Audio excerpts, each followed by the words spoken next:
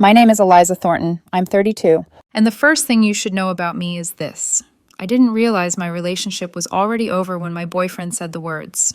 Not because he yelled, not because he cheated, not because he slammed his hand on the table or walked out dramatically. It ended the way most important things in my life seem to, quietly, politely, with a smile that asked me to be understanding. We were sitting in our usual diner, the one on the corner with the cracked vinyl booths, and the waitress who never wrote orders down because she already knew them by heart. I'd been coming here with him for years, long before we ever kissed, long before I ever thought we were building something. He stirred his coffee slowly, like the cup had personally offended him. Wouldn't look at me. That should have been my first clue. "Eliza," he said, and his voice had that careful tone, the one he used when he was about to say something heavy, but still expected me to absorb the weight for him. I'd heard that tone before. When he quit his job without savings and needed a couch to crash on. When he went back to his toxic ex and wanted me to understand. When he called me at 2 a.m, drunk and spiraling, asking if I could come get him because he just needed someone safe. So when he cleared his throat, I already knew this wasn't going to end well. "I've been thinking," he said finally, lifting his eyes to mine like he was bracing for impact. You're honestly my favorite person." There it was, the preface, the compliment designed to soften the cut. My fingers tightened around my mug. The coffee was black, no sugar. I'd stopped sweetening things a long time ago. "But," he continued, and I almost laughed at how predictable it was, "I don't think we're meant to be together. Not like that." He gave a small, nervous laugh, like this was a shared joke, like we were in on it together. "You're my rock," he said quickly. "I don't want to lose you. Can't we just stay friends?" The waitress appeared beside us, refilling my cup. She glanced between us, then away, her face professionally blank. I wondered how many versions of this conversation she'd overheard over the years. How many women had nodded like they understood while something quietly collapsed inside them. He kept talking, filling the silence I didn't rush to soothe. "It's not you," he said. "It's timing. Chemistry. I don't know. You'll always be special to me." Special. That word had cost me years. I took a sip of my coffee and let the bitterness ground me. Let it remind me where I was. Let it remind me that this wasn't a surprise, it was a confirmation. "Sure," I said finally, "if that's what you want." His shoulders visibly relaxed. Relief washed over his face so fast it almost hurt to watch. "Oh my God," he breathed, reaching across the table and squeezing my hand. "Thank you for understanding. I was so scared you'd hate me. This is why you're my best friend." Best friend. The title he gave me whenever he needed something. The role I played so well it nearly erased me. I let him hold my fingers for a moment longer than necessary, not because I wanted to, but because I knew this was the last time it would ever be free. He checked his phone and his face lit up. "Oh," he said, grinning. "She just messaged." My stomach barely reacted anymore. It had learned restraint. "You remember her, right?" he added. "From the gym. Tall, brunette, the one I told you about?" I did. Of course I did. I remembered every detail because he'd told me all of them. How unavailable she was. How exciting that made her. How confusing it all felt. "She's finally single," he whispered, like we were conspirators instead of casualties. "Wish me luck." I raised my coffee cup slightly. Luck. He left soon after, already typing, already forgetting me.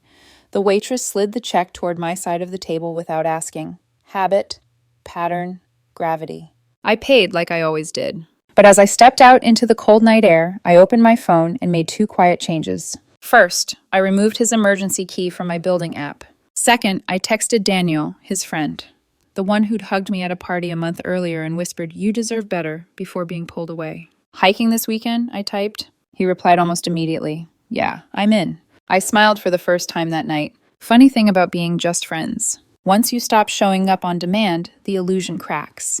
And sometimes, the person watching you disappear is the one who never thought you'd leave. If you'd asked him back then, he would have said I handled the breakup well. Too well. I didn't cry in the diner. I didn't call my friends in hysterics. I didn't ask for closure or demand explanations or do any of the things people expect when a woman realizes she's been quietly downgraded from potential partner to emotional infrastructure. I went home. I took off my coat. I washed the mug I'd left in the sink that morning. And then I sat on the edge of my bed and let the truth settle. This wasn't the first time he'd chosen not us. It was just the first time he'd said it out loud. For years, my role in his life had been clear, even if neither of us ever named it. I was the one he called when his rent check bounced, the one who told him he wasn't broken when his ex-girlfriend accused him of being incapable of commitment, the one who covered dinner when he was between jobs, which somehow stretched into months, the one who stayed up past midnight listening to him analyze women who never chose him back. I knew the pattern so well I could predict it. He'd meet someone. He'd get excited. He'd pull away from me just enough to remind me of my place. Then he'd come back, hurt, disappointed, needing reassurance that he was still worth loving. And I'd always been there. I told myself I didn't mind, that love didn't have to be transactional, that being chosen eventually was better than being chosen loudly and temporarily. But sitting alone in my apartment that night, the silence felt different. He hadn't asked how I was doing, not once. The first test came sooner than I expected. My phone buzzed at 2:43 a.m. His name lit up the screen like muscle memory. I didn't answer. The voicemail notification followed seconds later. Eliza, his voice slurred softly, familiar in a way that used to make my chest ache. I'm downtown. My card got declined. She was supposed to drive me home, but she left. Can you come get me? I stared at the ceiling, counting my breaths. I deleted it before the message finished uploading. An hour later, another text. You there? I turned my phone face down. In the morning, after my coffee had brewed and the world felt less sharp, I replied with exactly 3 words. Uber exists. The typing bubbles appeared, disappeared, reappeared. Then nothing. I imagined him standing outside some bar, jacket slung over one shoulder, confused, not because he'd been abandoned, but because I hadn't shown up to fix it. Later that afternoon, Daniel came by to pick me up for the hike. He didn't ask invasive questions, didn't push for details, just handed me a granola bar and said, You ready? Something about that, about being treated like a person instead of a resource, made my throat tighten. As we walked, I told him small truths, not the dramatic ones, just the facts. He said he just wants to be friends, I said, stepping over a root, which I guess means I'm still useful, just not wanted. Daniel didn't rush to contradict me. He let the silence stretch. Sounds like he confused access with entitlement, he said eventually. I laughed. A real laugh, the kind that surprises you with its sharpness. That night, my ex tried again. Hey, random question. Could you help me move this weekend? You're always so good at this stuff. The smiley face did it. That casual assumption that my time, my energy, my body were still part of his support package. I typed back with one hand while cooking dinner. Busy. Busy doing what?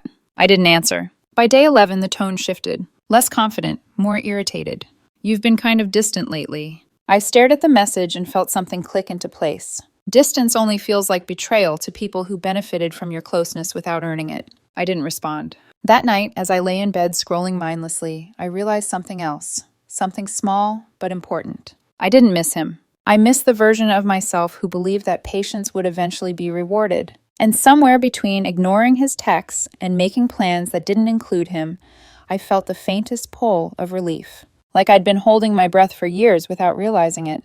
By the 3rd week, the confusion turned into annoyance. Not on my end, on his. It started with small comments slipped into casual conversations, the kind meant to sound harmless, but carried an edge sharp enough to cut. You've been busy lately, he said one afternoon when we ran into each other at the grocery store. Did I do something? The question wasn't curiosity. It was an accusation wrapped in concern. I smiled politely. No, just living my life. He nodded like that answer satisfied him, but his eyes tracked me the entire time, like he was trying to solve a puzzle that had always been simple before. Because until then, my boundaries had been invisible. They only became noticeable when I stopped giving him what he wanted. That Friday night, my phone buzzed again at 1:58 a.m. I didn't have to check the name. Eliza, his text read, Can I come over? I just need to talk. In the past, I would have said yes before reading the rest. I would have thrown on a sweatshirt, made tea, cleared space on my couch for his latest emotional wreckage. Instead, I set my phone down and finished brushing my teeth. 10 minutes later, another text. I'm not drunk or anything. I just don't want to be alone. That one almost worked. Almost. But then I remembered the way he'd looked relieved in the diner, the way he'd reached for my hand only after securing the freedom to walk away. I typed back carefully. Tonight doesn't work. 3 dots appeared, then vanished. Then a single sentence came through. Wow, okay. I didn't reply. The next day, Daniel invited me to a small gathering at his place. Nothing big, just a few friends, takeout, a movie playing quietly in the background. I almost declined out of habit. Then I caught myself. I went. Daniel introduced me simply. No qualifiers, No explanations. Not this is my friend who's going through something. Just my name. We sat on opposite ends of the couch, close enough that our knees brushed occasionally. When he reached for popcorn, he asked first, "Mind if I steal some?" That question did more to undo me than any grand gesture ever had. Later, as the night wound down, my phone buzzed again. "You with Daniel?" he texted. I stared at the screen, my chest tightening. "Why?" I typed back. "Just wondering," he replied. "You guys seem close lately." I almost laughed. Close was what he called it when I stopped orbiting him. "We're friends," I said, "just like you wanted." There was a pause, longer this time. Then, "That's not what I meant." I didn't ask him to explain. At Sarah's birthday party the following week, the shift became impossible to ignore. He cornered me near the drinks table, his voice low. "You've been acting weird," he said. Distant. I glanced across the room. Daniel was laughing at something someone said, relaxed, unguarded. He looked up and caught my eye, raising his glass slightly. I turned back. "I'm acting exactly the way you asked me to," I said. Friendly, supportive, not crossing lines. His jaw tightened. I didn't mean with him. There it was. Not concern, not confusion. Ownership. "I don't belong to anyone," I said quietly. His drink trembled in his hand. "You're changing," he muttered. I smiled, but there was no softness left in it. "No," I said. "I'm just not yours anymore." He didn't follow me when I walked away, but I felt his eyes on my back the entire night. For the first time, the space between us wasn't something I rushed to close. It was something I protected. The thing about losing control is that people don't usually notice it right away. At first, it looks like curiosity, then concern, then irritation disguised as confusion. By the time it turns into anger, the damage is already done. I started seeing it in the way he watched me. Not openly, not obviously, just a little too often, a little too closely. He noticed when I stopped answering texts immediately, when I laughed without checking to see if he was watching, when I left early without explaining where I was going or who I was going with. He'd never needed explanations before, because before I'd volunteered them. The first time it really bothered him was at a casual get-together at a mutual friend's place. Nothing dramatic. Pizza boxes stacked on the counter. Music low. People sprawled on couches and floors like it was any other weekend. I arrived with Daniel. Not with him in the way people announce, just together. We'd driven over in his car because it made sense. We'd talked about work, about nothing, about everything. He'd handed me the aux cord without asking, and when I'd apologized for my music taste, he'd smiled and said, "I like knowing what you like." Simple. Disarming. The room shifted when we walked in. Not because we were doing anything inappropriate, but because something had changed, and everyone could feel it. I felt his eyes on me before I saw him. He was standing near the kitchen, drink in hand, posture stiff, watching the way Daniel leaned in when I spoke, watching the way I laughed without shrinking myself. He waited until Daniel stepped away before approaching. "So," he said lightly, too lightly, "you guys came together?" I nodded. "Yeah." "A beat, too." "Huh," he said. "Didn't know you were doing that now." "Doing what?" I asked. He waved his hand vaguely. "You know, spending all your time with him." There it was again. All your time. As if my time had ever been his by default. "We're friends," I said. "That's allowed." His mouth tightened. I just didn't expect it. I wanted to ask why. Why he expected me to stay static while he moved on. Why friendship, to him, only worked if I stayed emotionally available and romantically invisible. But I didn't. Instead, I said, "Neither did I." Later that night, I was laughing with someone near the couch when Daniel sat beside me, close enough to be warm, not touching, just present. He leaned in slightly. "You okay?" I nodded. "Yeah." Across the room, I saw the exact moment my ex noticed. Not the sitting, not the laughing. The ease. The way I didn't flinch when someone treated me gently. He walked over, drink sloshing dangerously close to the rim. "Can I talk to you?" he asked. Daniel glanced at me. I shook my head slightly. "I'm good," I said. My ex blinked. "I meant alone." "I know," I replied. "And I'm saying no." The word hung there, heavier than it had any right to. "No?" I met his gaze evenly. "If you have something to say, you can say it here." His jaw flexed. He looked at Daniel, then back at me. "This is different," he said. "Yeah," I agreed. "It is." For the rest of the night, he barely spoke to anyone. Watched us instead. Watched when Daniel offered me his jacket. Watched when I leaned in to whisper something and didn't pull away quickly. And for the first time, it hit him. Being just friends didn't mean he still had access. It didn't mean he got priority. It didn't mean I stayed emotionally paused while he figured himself out. Friendship had limits, and I was finally enforcing them. As I said goodbye and stepped outside into the cool air, Daniel walked me to my car. "Thanks for coming with me tonight," I said. He smiled. "Anytime. No pressure, no expectations." Behind us, through the window, I could see my ex watching. And for the first time, his expression wasn't confident or relieved. It was unsettled, because he was starting to realize something far too late. I hadn't pulled away to punish him. I'd pulled away because I no longer needed him. The shift didn't happen all at once. There was no dramatic announcement, no line drawn in the sand, just a quiet realignment of priorities, of energy, of who I chose to let close. Daniel never rushed me.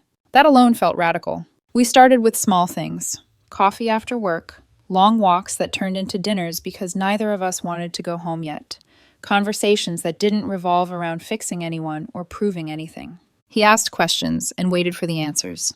Not the polite kind people ask while already planning their response, the kind that linger. That made me think before speaking. One evening, we were sitting on my couch, knees brushing, a movie playing that neither of us was really watching. "I want to check in," Daniel said gently. "Is this okay for you, us hanging out like this?" I nodded. "Yeah, it is." He smiled, relieved, but not possessive. "Good. I just don't want to assume anything." That sentence alone told me everything, because assumption had been the foundation of my last relationship. My ex assumed I'd always be available, assumed I'd always understand, assumed I'd wait. Daniel assumed nothing. The first time my ex realized something was actually happening came 2 days later. I texted him, short, factual, almost clinical. "FYI, Daniel will be staying over Friday." No emojis, no apologies. 3 dots appeared instantly, then disappeared, then appeared again. Finally, oh, that was it. No questions, no fake enthusiasm, no attempt to mask the discomfort. Just a quiet acknowledgement that something he thought was theoretical had become real. That Friday night felt different in a way I hadn't expected. Not explosive, not overwhelming. Safe. Daniel didn't bring a bag, didn't make it a thing. When he asked if I wanted to go to bed, it wasn't loaded with expectation, just an invitation. Later, lying beside him in the dark, listening to his steady breathing, I realized something that startled me with its clarity. I wasn't bracing. I wasn't waiting for the moment things shifted, when affection turned conditional, when kindness became currency. I slept. The next morning, my phone buzzed while Daniel was making coffee. "You didn't say you were serious," my ex texted. I stared at the message for a long moment. "I didn't think I needed to," I replied. A pause. "So that's it?" I thought about how many times I'd asked myself that same question over the years. How often I'd waited for scraps of clarity. "That's what you asked for," I typed. "Friendship." He didn't respond. That afternoon, Daniel and I walked through the farmer's market, hands brushing occasionally. When he paid for his half without comment, something warm settled in my chest. Later, as we passed a familiar corner, I saw my ex across the street. He was with someone, one of the women he'd always described as complicated. She was talking animatedly. He wasn't really listening. He saw me, saw Daniel beside me, saw the way Daniel leaned in slightly, instinctively protective without being territorial. The recognition hit him hard. Not because he'd lost me to someone else, but because I looked better, lighter, more myself. And for the first time, I knew the truth with absolute certainty. I hadn't been replaced. I'd been upgraded. And this time, I didn't need to explain it to anyone. The knock came at 1:14 a.m. Sharp, urgent, familiar. I knew who it was before I reached the door. My body recognized the rhythm, the way you recognize a song you used to love but no longer play. Daniel stirred beside me. "You expecting someone?" "No," I said quietly, and for once it was the truth. The knocking came again, harder this time, impatient. "Eliza!" His voice cut through the door, pitched low but strained. "I know you're awake." I didn't answer. I walked to the door slowly, deliberately, and looked through the peephole. There he was, hair damp from rain, jacket unzipped, eyes glassy, not drunk enough to excuse himself, just desperate enough to try. I cracked the door open but left the chain on. "What do you want?" I asked. His relief was immediate. "Thank God. Can I come in?" She stood me up, again. I don't know why I keep falling for this. I didn't move. Behind me, Daniel's voice carried softly from the bedroom. "Everything okay?" The sound of it, calm, steady, present, hit my ex like a slap. His eyes darted past me. Is that Daniel?" "Yes," I said simply. A flicker of something ugly crossed his face. Not sadness, not regret. Entitlement. "I just need a place to crash," he said quickly. "Just for tonight. I won't be a problem." I thought of all the nights I'd said yes, All the times I'd made space for his chaos and called it love. No, I said. He blinked. No? I can't do that anymore. His jaw tightened. So you're really doing this? I'm not doing anything, I replied. I'm just not available. He laughed once, sharp and disbelieving. You used to be. That was the problem. For a moment, I thought he might argue, push, try to negotiate the way he always had. Instead, he stepped closer, testing the chain with his hand. Eliza, he said, lowering his voice, don't be like this. I held my ground. This is exactly who I'm being now. Behind me, Daniel appeared in the hallway, pulling on a sweatshirt. He didn't say anything, didn't step forward. He didn't need to. The contrast did the work for him. My ex looked between us, something collapsing in his expression as the reality finally settled. You replaced me, he said quietly. I met his gaze. No, you stepped aside. His mouth opened, searching for a response that didn't exist. I closed the door gently, firmly, and slid the deadbolt into place. The knocking came once more, then stopped. I leaned back against the door, exhaling for the first time since it started. Daniel approached carefully. You okay? I nodded. Yeah, and I meant it, because for the first time in years, the door closing didn't feel like loss. It felt like relief. The thing about people who lose access is that they rarely accept it quietly. They don't rage right away. They retreat. They watch. They wait for proof that what they lost was temporary. And when that proof never comes, they look for somewhere else to put the damage. 3 days after he showed up at my door, the first crack appeared online. It was subtle at first. A story reposted a little too quickly. A caption that felt slightly forced. A woman smiling next to him, his arms stiff around her waist, like he was holding something he didn't quite trust. I didn't click. Daniel did, accidentally, while scrolling beside me on the couch. He didn't comment, didn't react, just locked his phone and looked at me instead. You don't have to pretend you don't care, he said gently. I shrugged. I don't have to pretend. And it was true, because whatever was happening on his screen wasn't touching me anymore. That illusion shattered the following night. Daniel posted a photo of us at brunch. Nothing staged, no dramatic angles. Just sunlight on a table, my coffee. His hand resting casually on my knee. Within minutes, a comment appeared from a familiar name. Funny how people recycle their leftovers. Daniel read it out loud once, eyebrows raised. Wow. I stared at the screen. It wasn't hurtful, it was revealing. I didn't reply, neither did Daniel. Instead, he took a screenshot, reposted it to his story, and added one line. Some people confuse rejection with entitlement. By midnight, half our mutual friends had seen it. By morning, the comment was gone. And so was my ex. Blocked, silent, vanished. The absence was louder than any confrontation. A week later, we ran into him at Kyle's wedding. He arrived alone. His suit didn't quite fit. His smile didn't quite land. He hovered at the edges of conversations, eyes tracking us without meaning to.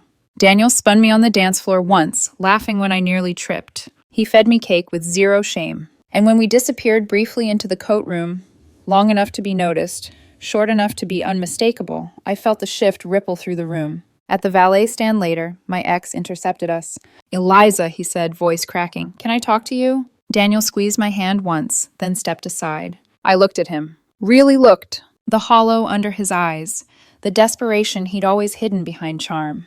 You were supposed to wait, he whispered. I didn't raise my voice. I did, I said. Just not forever. He swallowed hard.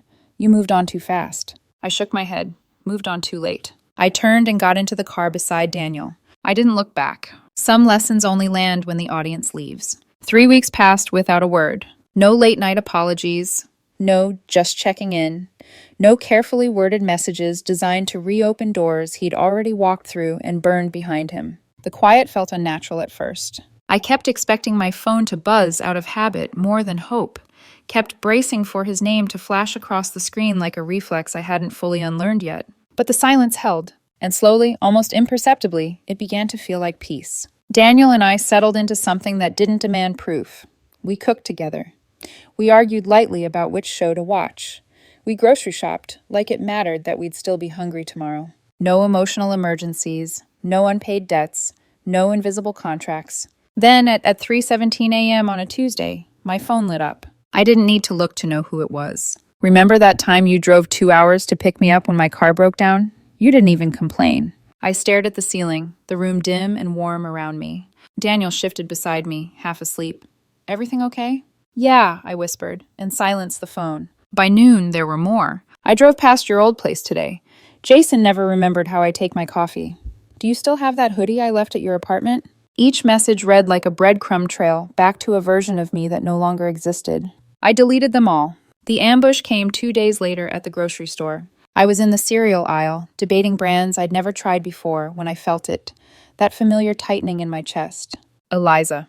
I turned. He looked smaller somehow, less sure, like the world had shifted and he hadn't adjusted his footing yet. We need to talk, he said, voice rehearsed but fragile. I picked up the oat milk Daniel liked and tucked it into my basket. No, I said calmly, we don't.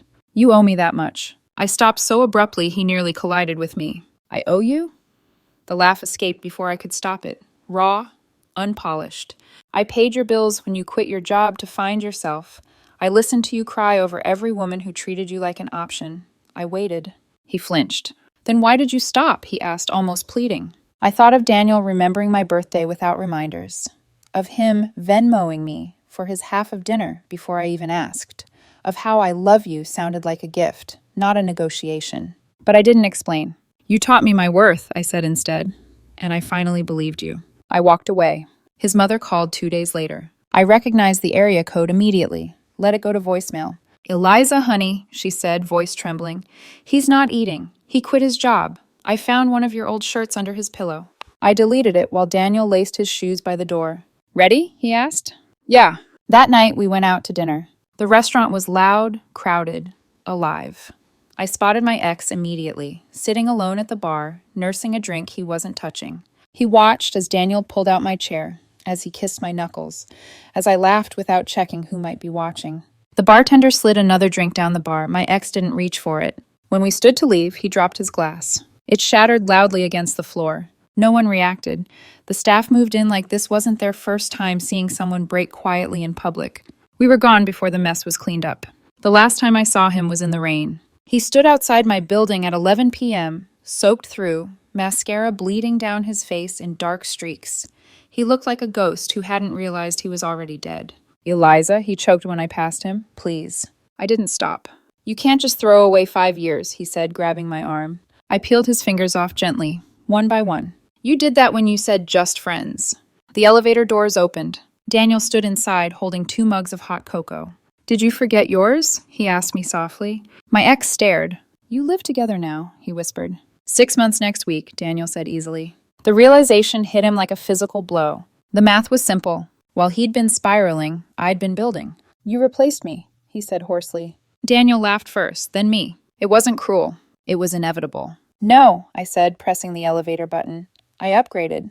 The doors closed. And for the first time, I didn't feel the urge to look back. Time didn't rush after that. It stretched, softly, steadily, like it finally trusted me not to break it.